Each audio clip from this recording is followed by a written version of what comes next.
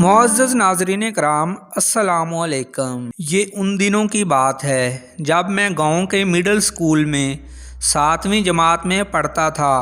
हमारा स्कूल गांव से थोड़ा बाहर वाक़ था, जिसमें किक्कर और बेरी के बहुत से दरख्त भी उगे हुए थे।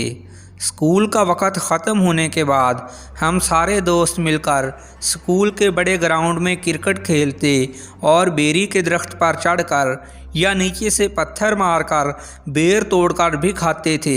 फिर गर्मियों की छुट्टियां हो गईं, स्कूल बंद हो गया और बच्चों ने स्कूल जाना भी छोड़ दिया।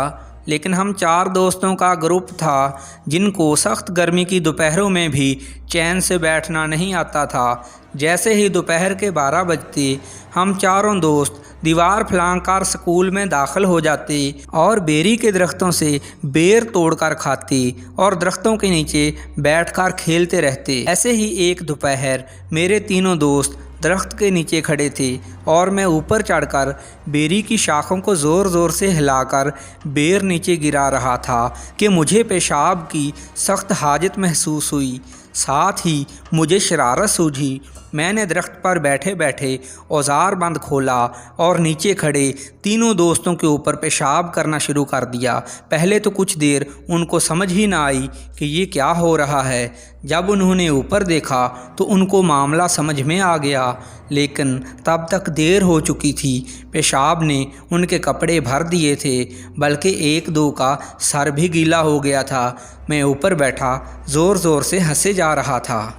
यहाँ एक बात बताता चलूँ कि अगरचे ये इंतहाई बुरी हरकत थी, लेकिन उस वक्त हम लोग उम्र के जिस हिस्से में थे वहाँ एक दूसरे के साथ ऐसी शरारतें करते रहते थे। बचपना था और हम दोस्त ऐसी शरारतों का ज़्यादा देर तक बुरा नहीं मनाया करते थे। उस वक्त भी ऐसा ही हुआ।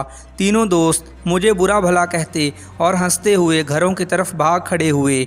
यकीनी बात थी कि वो मुंह हाथ धोना और कपड़े बदलना चाहते थे। देखते ही देखते वो स्कूल की दीवार फलांग कर गायब हो गए। मैं कुछ देर ऊपर बैठा अपनी शरारत का मज़ा लेता रहा और हंसता रहा। फिर मुझे एहसास हुआ कि मैं अकेला रह गया हूँ, मुझे भी वापस जाना चाहिए। दिल में अचानक खौफ सा भर गया था। मैं इतने बड़े स्कूल में अकेला रह गया था। फिर मैंने जल्दी जल्दी दरख्त से नीचे उतरना शुरू कर दिया, लेकिन एक करख्त आवाज़ ने मुझे लर्जा कर रख दिया। कहाँ भाग रहे हो हमारे खाने पर पेशाब करके? मेरा ऊपर का सांस ऊपर और नीचे का नीचे रह गया था। अभी तक मैं बेरी के दरख्त से नीचे नहीं उतर पाया था। मैंने मुड़कर आवाज़ की सिमत ऊपर को देखा। एक काली स्याह रंगत वाली बूढ़ी औरत मुझसे कुछ ऊपर दरख्त की एक शाख से झोल रही थी। वो बदसूरत स्याह रंगत और गंदे दांतों वाली थी, जिसके बाल बिखरे हुए थे, लंबे लंबे स्याह हाथ थे और सबसे अजीब बात, उसके पाँव मौजूद ही ना थे। मेरे पसीने छूट गए और तो कुछ ना सूझा। मैंने कोई 10 फुट ऊपर से ही नीचे छलांग लगा दी, लेकिन किसी ने मुझे कमीज़ की कॉलर से पकड़ लिया और मैं हवा में झूल कर रह गया। उस हाथ ने किसी छोटे बच्चे की तरह मुझे ऊपर खींच लिया और जब मुझे समझ लगी मैं उस बूढ़ी गलीज़ औरत के करीब आ चुका था। मुझे शदीद बदबू आने लगी। बताओ तुमने पेशाब क्यों किया हमारे खाने पर? सख्त आवाज़ में उस बुढ़िया ने मुझसे पूछा। साथ ही 2-3 करारे थप्पड़ मेरे मुंह पर जड़ दिए। मेरा दिमाग जवाब दे गया और ऐसे लगने लगा किसी ने मेरे मुंह पर गर्म लोहे का राड मारा है। इतने में एक और आवाज़ आई। उसने कहा, अब जाने दो, इतना काफ़ी है इस छोकरे के साथ। आज के बाद ये इस दरख्त पर ना चढ़ेगा। फिर उस बुढ़िया ने कुछ ऐसे घुमा के मुझे फेंका कि मैं चंद फुट दूर तक हवा में उड़ता स्कूल की दीवार के पार गोबर के ढेर पर गिरा।